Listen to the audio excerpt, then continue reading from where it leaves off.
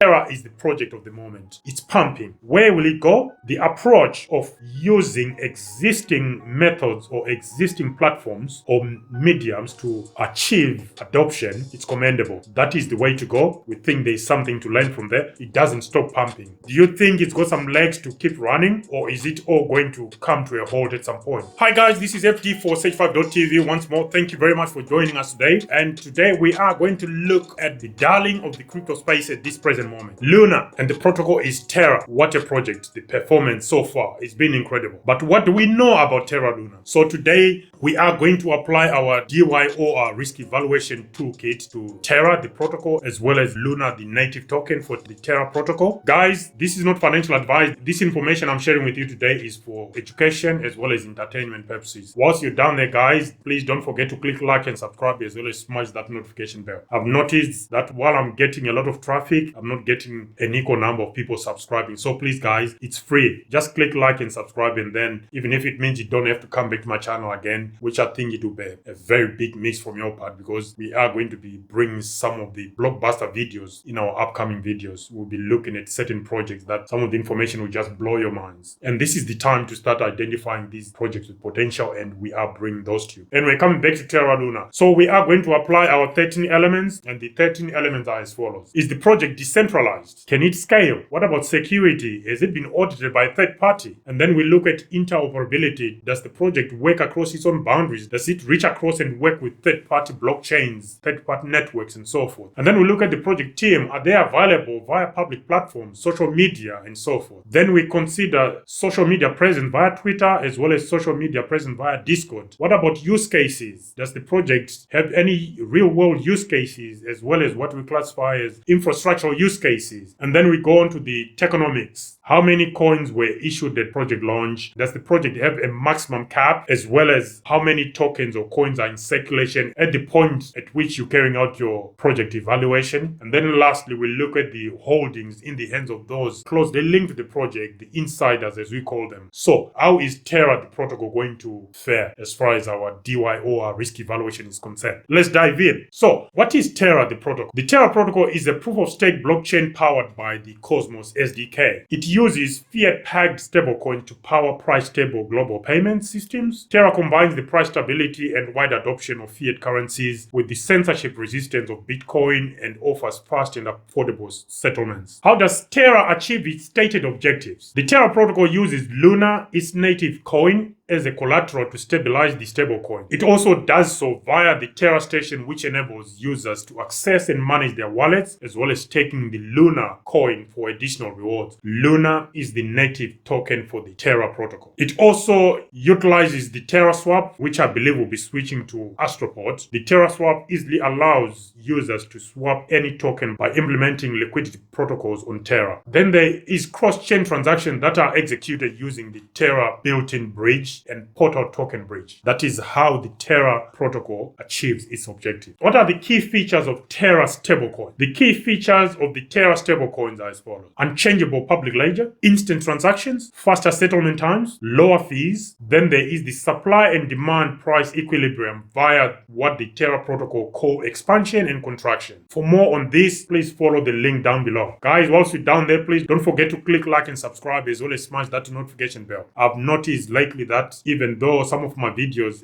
are attracting a lot of traffic and people are viewing, not many of us are subscribing. Please, guys, it's free. Just click that subscribe button and move on. There is also fees and taxes associated with the Terra protocol. The fees, we got the usual gas fees, which is a computational fee that covers the cost of processing a transaction. And then there is something that you don't find on so many blockchains or networks. There is something called the Tobin tax. This is a fixed percentage fee added to any market swap between Terra stablecoins denominations. There is also a spread fee. This is added to any market swap between Terra and Luna. Luna Tokenomics. Ticker name Luna, LUAN. Initial tokens at launch 1 billion, which is 100%. Maximum tokens available 1 billion. Insider holdings, an astonishing 96%, which is 960 million coins or tokens were issued to insiders or those closely linked to the project. Circulating supply at the point of doing this project evaluation, 372 million. This fluctuates almost on a daily basis prices because it's affected or determined by the conversion of Luna to stable coins, which involves the burning of the Luna token to mint any particular stable coin, or the other way around, where you burn the stable coins to mint back into Luna. Fascinating approach. So, having covered the tokenomics and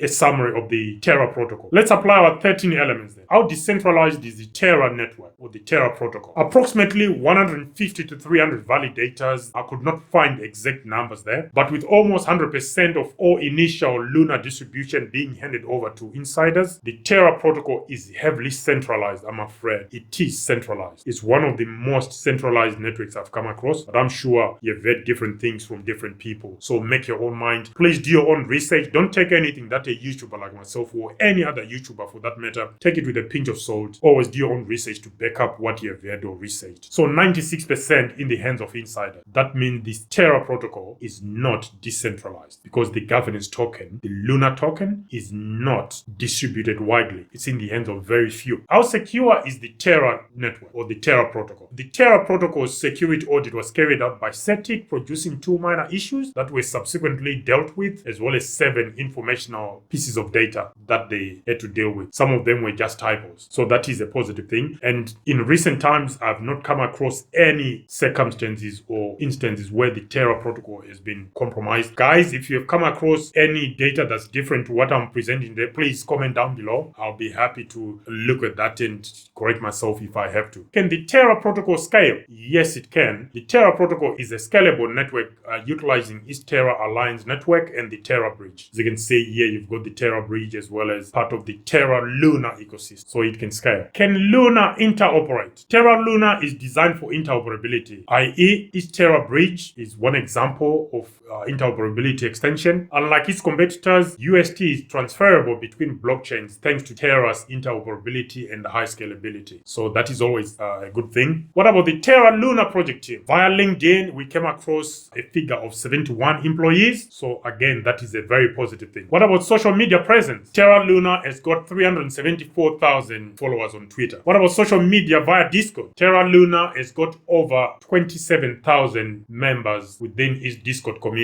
And the age of the project. The Terra Luna protocol was created around January 2018 and it formally launched on mainnet in April 2019. So it's relatively young, but compared to other projects we've been evaluating, it is relatively older if you compare it with other projects we've recently evaluated. What about the Luna use cases? The Luna token, the native token for the Terra protocol. Does it have any use cases? Yes, it does. It is used as digital currency. Since they track their fiat counterparts, they serve the same purpose as fiat currency, i.e. as a currency. The Luna token is also used for staking. It's used for governance, and it's also used for collateral for the protocol's algorithmic stablecoins. And then there is the integration of the Chai payment app, which also facilitates the use case of a currency for the Luna token. So that is, again, very positive. Luna tokens issued at Genesis. 100% Luna tokens were issued at Genesis, which is 1 billion. So they issued all of them. So Luna Tokenomics, the 1 billion tokens were distributed as follows. Terraform Labs, 10%. Stability Reserves, 20%. Employees and contributor pool, 20%. Backers, 26%. The Terra Alliance, 20%. Genesis liquidity, 4%. So you can see that the 4% that was used for Genesis liquidity was possibly the only community related thing. Everything else was to insiders. This can be good. That's where the 96% come from. Luna tokens in circulation, 37% as of this moment of carrying out this video. 37% Luna tokens are in circulation, which is 372 million Luna tokens in circulation. Luna maximum supply is set at 1 billion. Luna tokens in the hands of insiders, as we have already pointed out several times, 96% of the Luna supply is in the hands of insiders, or was in the hands of insiders at launch. This includes seed investors, the Terra Alliance, Terra Labs, and employees, and all related bakers of the project. And the Terra Luna Tokenomics as well, as we have already covered. The breakdown does not lend itself well to equitable or fair distribution. 96% are distributed to those who are closely linked to the project. So what do you guys think? That is Terra Luna, and that is the Terra Protocol native token Luna. What do you guys think? Is this a project you think you can hold for long term, or you will just enjoy the pump as what is going on at the moment? Terra is the project of the moment. moment. It's pumping. Where will it go? We are not into price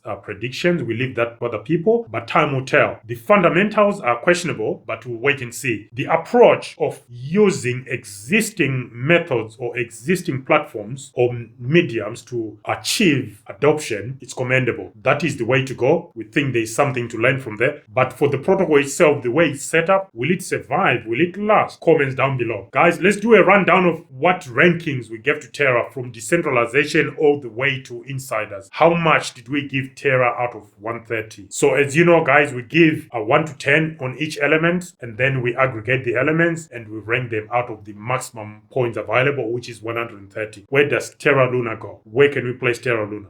Let's find out. As usual, we're going to apply our risk level chart. We start from 0 to 164 out of 130. It's now go 65 to 89 out of 130. It could go to 0. 90 to 109 out of 130 is potential. And 110 to 130 out of 130 is go for it, which is what everyone is striving for. Where does Terra Luna come up at? What position? What category? Let's find out. So in terms of decentralization, we gave Terra Luna 0 because of its token distribution. 96% in the hands of insiders. It means that protocol is not decentralized at all. And also the mere fact that they use an alliance of people who are selected or handpicked one or another, that does not scream decentralized to me. It does not scream decentralized at all. If anything, it supports the idea that the Terra protocol is centralized. What about security? It's got an external audit carried out by CETIC as well as a good bill of health in terms of security. So we are going to give 7.5 to Terra Luna. And scaling,